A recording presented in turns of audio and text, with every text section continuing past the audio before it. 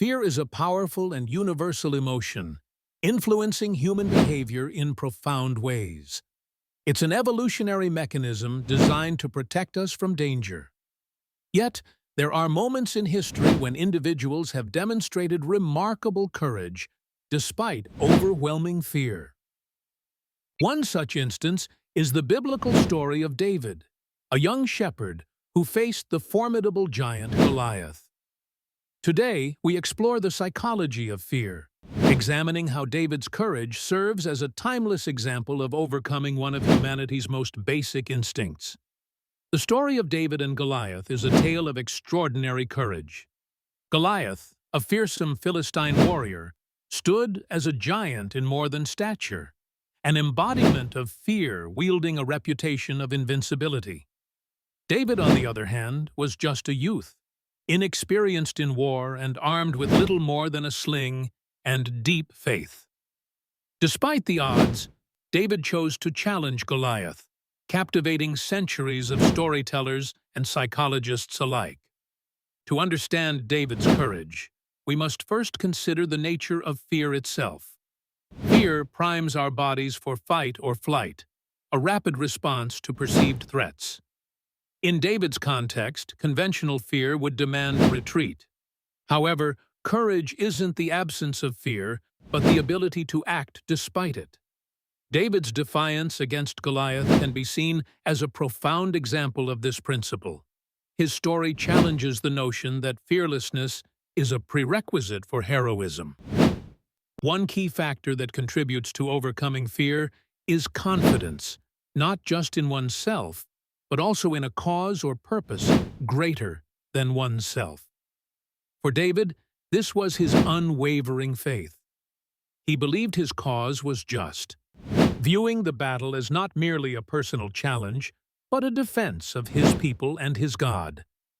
The psychological armor of purpose helped David channel his fear into a resolute conviction, harnessing it not as a barrier, but as a motivating force.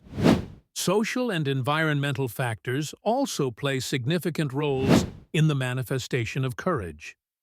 The support system around an individual can either amplify fear or bolster confidence. The Israelite army's dismay might have easily spread to David, yet perhaps it had the inverse effect of motivating him.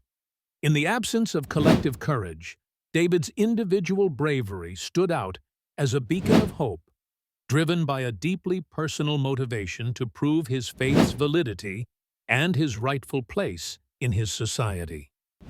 There's also an aspect of preparation that comes with managing fear.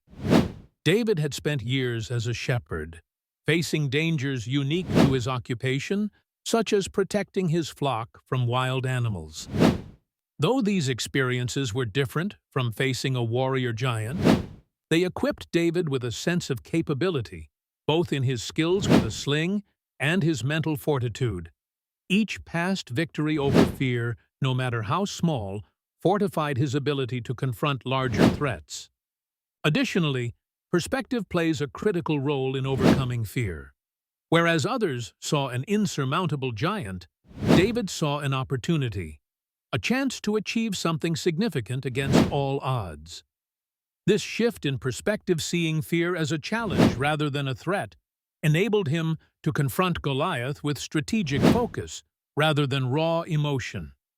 In conclusion, David's courage against Goliath is an enduring example of how the psychology of fear operates within us all.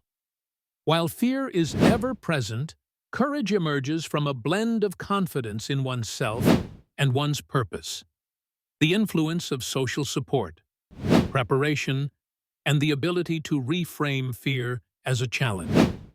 David's story teaches us that within the heart of fear lies the seed of courage, waiting to transform the impossible into the possible. As we reflect on this narrative, may we find our own paths to courage, embracing fear not as a foe, but as a partner in life's most daunting adversities.